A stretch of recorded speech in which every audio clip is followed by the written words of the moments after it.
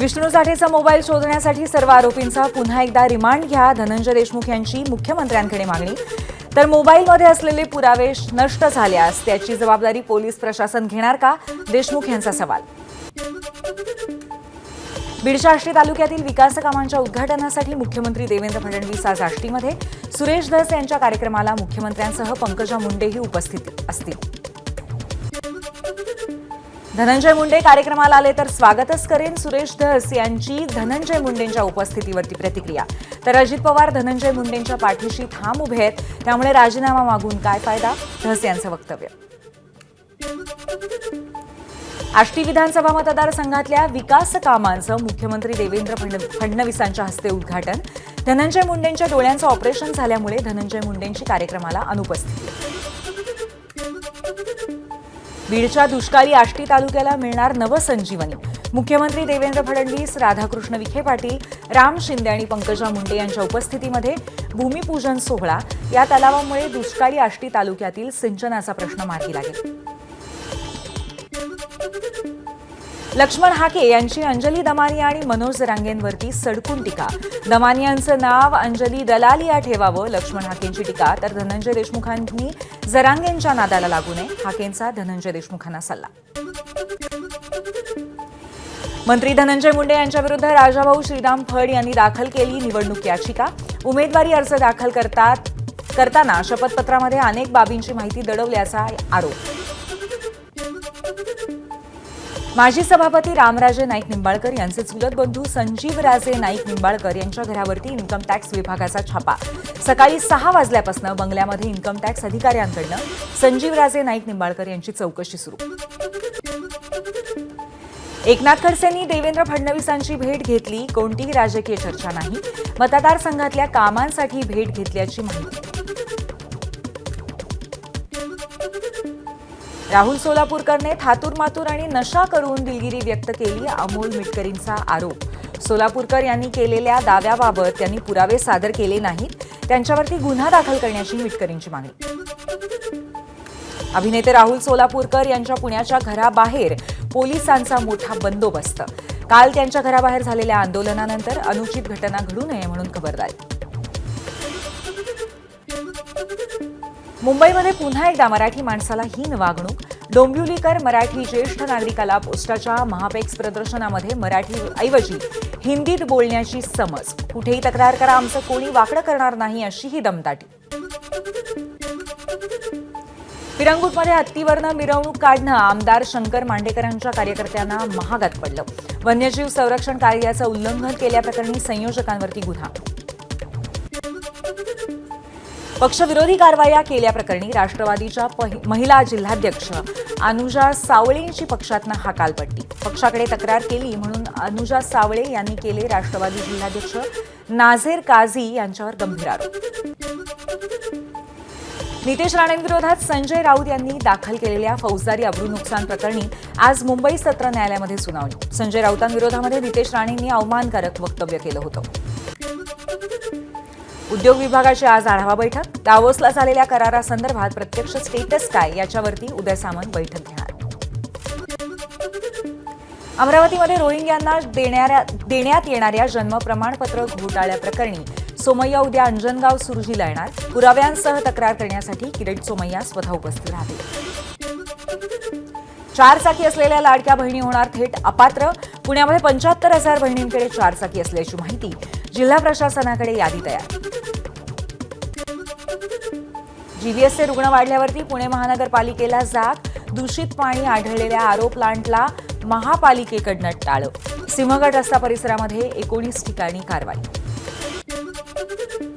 श्वेता सिंघल अमरावतीच्या नव्या विभागीय आयुक्त. निधी पांडे यांच्या जागी श्वेता सिंघल आता आयुक्त. यापूर्वी सिंघल यांचं राजभवनामध्ये सचिव तसंच सातारा जिल्हाधिकारी म्हणून काम. दिल्ली विधानसभेच्या 70 जागांसाठी 9 वाजेपर्यंत 8% मतदान. इंडिया आघाडीतील 5 पक्ष एकमेकांच्या विरोधात मैदानात. आप आणि काँग्रेस सर्व 70 जागांवरती आमने सामने. भाजप 68 जागांवरती निवडणूक लढवते. दिल्ली विधानसभा निवडणुकीसाठी केंद्रीय मंत्री एस जयशंकर यांनी केलं मतदान. जनतेत बदलाचे वारे असल्याची जयशंकर यांची मतदानानंतर प्रतिक्रिया.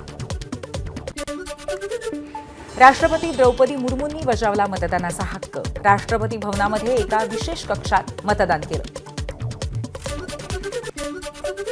राहुल गांधींनी बजावला मतदानाचा हक्क. लोकशाहीसाठी मतदान करण्याचं आवाहनही केलं.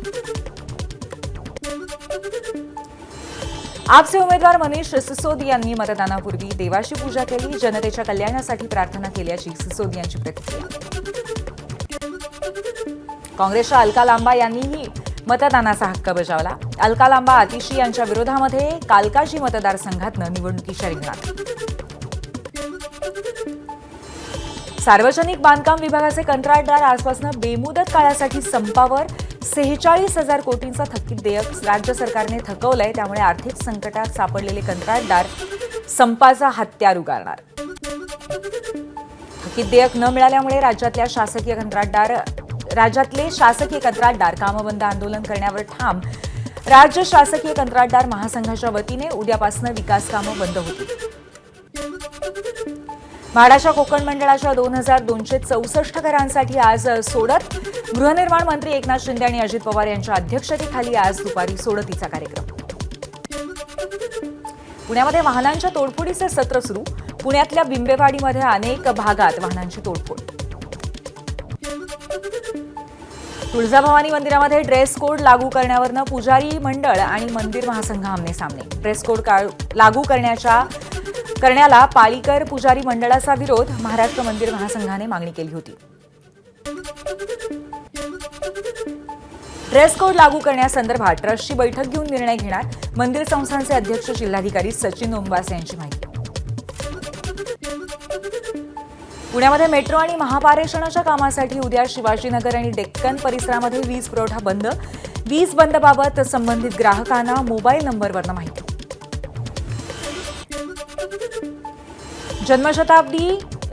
जनशताब्दी तेजस ठाणे दादरपर्यंत धावणार. सीएसएमटी फलाट विस्तारीकरणाचं काम सुरू. कल्याण शिळफाट्याकडे जाणाऱ्या पुलांवरती जड वाहनांना बंदी. मुंबईकडे जाणाऱ्या निळजे ब्रिजचं काम करण्यासाठी आज मध्यरात्रीपासून वाहतुकीत बदल करण्याचा निर्णय. साताऱ्यातील सह्याद्री साखर कारखान्यांच्या सत्ताधाऱ्यांना चपरा. अपूर्ण शेअर्स 2,221 भागधारकांना मतदार यादीमध्ये समावेश. निफाडमध्ये नवीन कर आकारणीला स्थगिती. नगरपंचायत सर्वसाधारण सभेमध्ये ठराव मंजूर. शिक्षण, वृक्ष आणि रोजगार हमी कर वगळण्याचाही निर्णय. रत्नागिरीमधल्या मिरकरवाडा बंदर इथल्या अतिक्रमण हटवल्यानंतर महिला मच्छीमार संघाची मत्स्य विभागाला नोटीस. अतिक्रमण हटाव मोहिमेमध्ये संस्थेची बांधकामं, स्वच्छतागृह, पाळणाघरं तसंच इतर वस्तूंचं 17 लाख रुपयांचं नुकसान झाल्याचा दावा. गावात रस्ताच नसल्यामुळे गर्भवती आदिवासी महिलेची घरीच प्रसूती करण्याची वेळ. प्रसूती दरम्यान नवजात अर्भकाचा मृत्यू. महिलेला बांबूच्या झोळीतनं जंगल मार्गाने रुग्णालयात नेण्यासाठी 5 तास 15 किलोमीटरचा प्रवास. बालहत्याकांडातील आरोपी सीमा गावितचा पॅरोलसाठी अर्ज. त्यानंतर कुख्यात गावित बहिणी पॅरोलसाठी पात्र आहेत का? हायकोर्टाची राज्य सरकारला विचारणा. छत्रपती संभाजीनगरमध्ये इन्स्टाग्रामवर धारदार शस्त्र घेऊन रील बनवणाऱ्या तरुणांची शहरातनं धिंड. सहाय्यक पोलीस निरीक्षक शरदचंद्र रोडगेंचा तरुणांना दणका. धाराशिवमध्ये बांधावरच्या गवताला लागलेल्या आगीमुळे फटाका कारखान्यात स्फोट. कारखान्यातील स्फोटामध्ये 9 कामगार जखमी.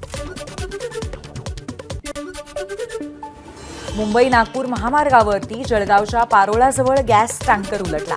टँकरमधनं गॅस गळती झाल्यामुळे नागरिकांमध्ये भीतीचं वातावरण. सांगलीमध्ये कारच्या धडकेत दुचाकीवरच्या महिला पोलिसाचा मृत्यू. कार चालकाविरोधात विटा पोलिसात गुन्हा दाखल. नाशिकमध्ये टोमॅटो घेऊन जाणाऱ्या वाहनाचा अपघात.